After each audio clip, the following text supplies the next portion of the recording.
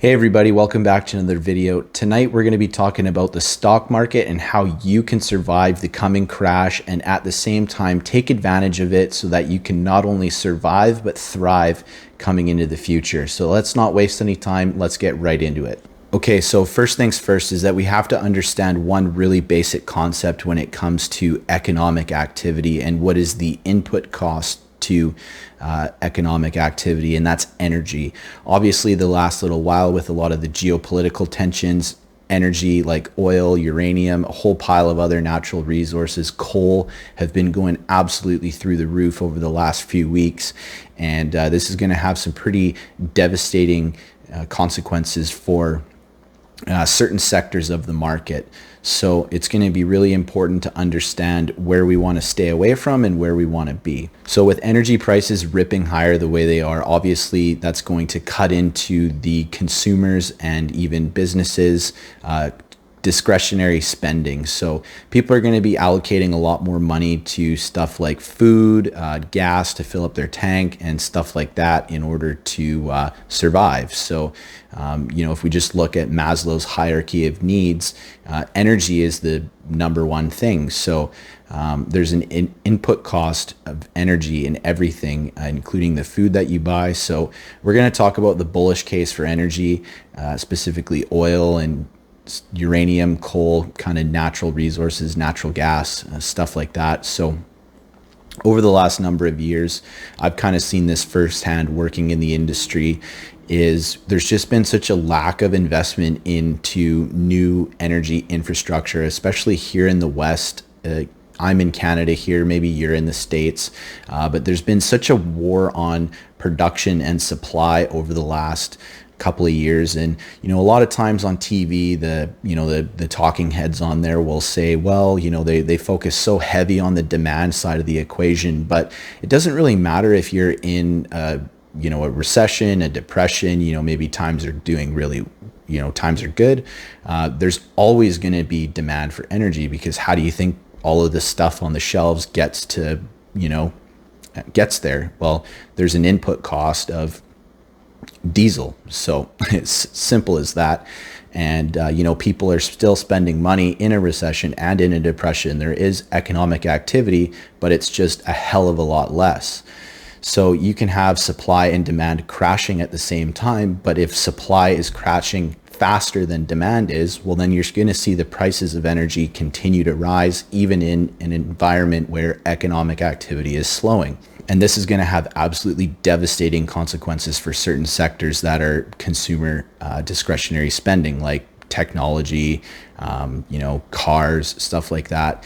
And the way to play this, in my opinion, and the way that I've played this, is just being long energy stocks. And, I just focus mostly on the big multinational corporations, just because that's kind of the easiest way to go about playing it. And, I don't really know a lot of the ins and outs and some of the, when it comes to the junior oil producers and stuff like that. So, I started to buy a few of the producers back in 2020 when the price of oil went negative.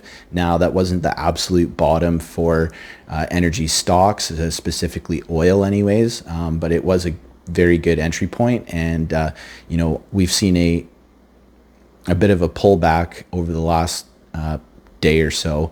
And, that's to be expected, as things were very overbought in the short term, in my opinion, based on some of the news that was coming out of the Russia-Ukraine situation and all of the sanctions that are, coming on to Russia and not buying their resources anymore. But at the same time, that kind of news meant nothing, because we shut them out of the SWIFT system. So even if we wanted to get energy from them, we couldn't pay them because they're not able to participate in the SWIFT system. So that's just, news that just kind of doesn't mean anything.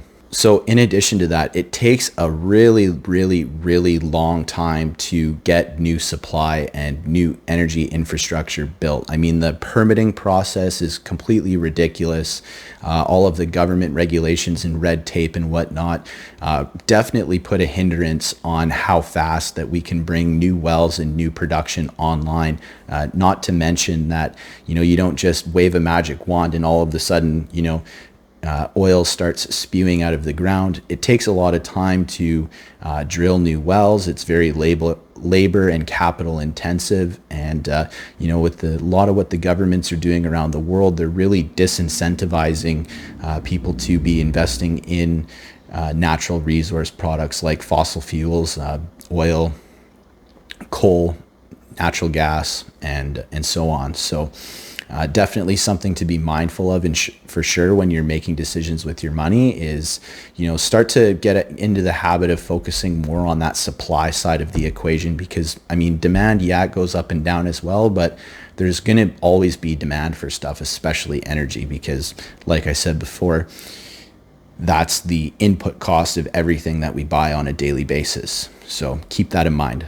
Now, another thing that I wanted to talk about in regards to the broad markets is the US dollar in relation to other fiat currencies. So this is definitely going to be something to keep an eye on, and you can follow that on the DXY index. That's more specifically the US dollar versus the euro, but globally, all of the trade that's done with natural resources is always transacted in US dollars, especially oil. It's, they call it the petrodollar standard.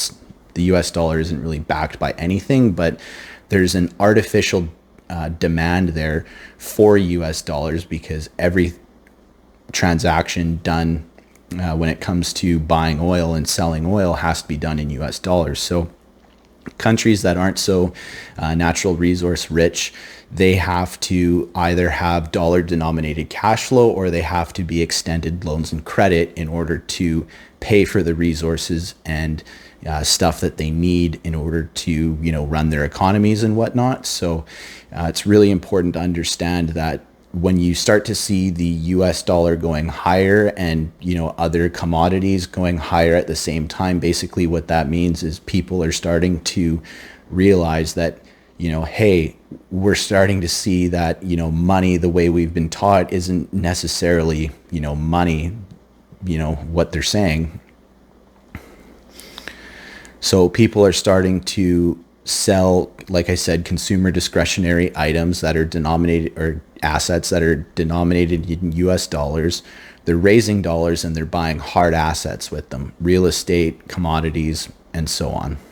So the more the US dollar goes up in strength in relation to other fiat currencies, the more expensive it is for countries to sell their dollars or their whatever currency that they transact in whatever country, 1, 2, 3. So they need to either sell US assets, or they need to sell more of their dollars onto the Forex market in order to raise assets. So this is where, traditionally you would see bonds rally in this case, but I think specifically you're going to see cash be in real undersupply in this situation. So I think it's going to provide an opportunity to definitely get some assets in the short term at a very cheap price, or a cheaper price anyways for that matter. But again, this is going to be sector specific. So keep that in mind. We really need to compartmentalize assets in sectors, and we need to also compartmentalize consumer discretionary items that we buy in the real world on a daily basis. So I think a lot of this is also psychological as well. You're starting to see a lot of people really start to question and kind of realize, or think, what is money? Like, what the heck is it? Like, how come I'm transacting in these green pieces of paper that are, basically infinite? And this is where you're seeing that dollar hot potato theory that I talked about earlier come into play. And you're seeing that the dollar is going higher. Meanwhile, energy is going higher. Gold is going higher.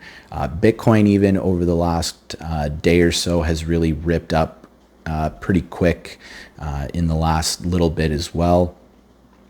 So there's this big mad scramble for dollars, but at the same time, people are realizing that they don't want to hold those for too long either. So they're starting to get rid of them as fast as they can. So this is that, like I said before, that dollar hot potato theory, where people are trying to raise dollars, but at the same time get rid of them as fast as they can for those hard assets that maintain their value through currency debasement. So we're going to cut it off there. Hopefully you guys got some value out of this video and you kind of understand things a little bit better, and how to make better decisions when it comes to managing your own money and investing on your own. So if you like this kind of content, be sure to help me out and hit the like button. It's free and it'll help the content get out to more people as well. And if you enjoy the content that I produce as well, be sure to stick around for up-to-date videos as to what's going on in the global financial system and markets.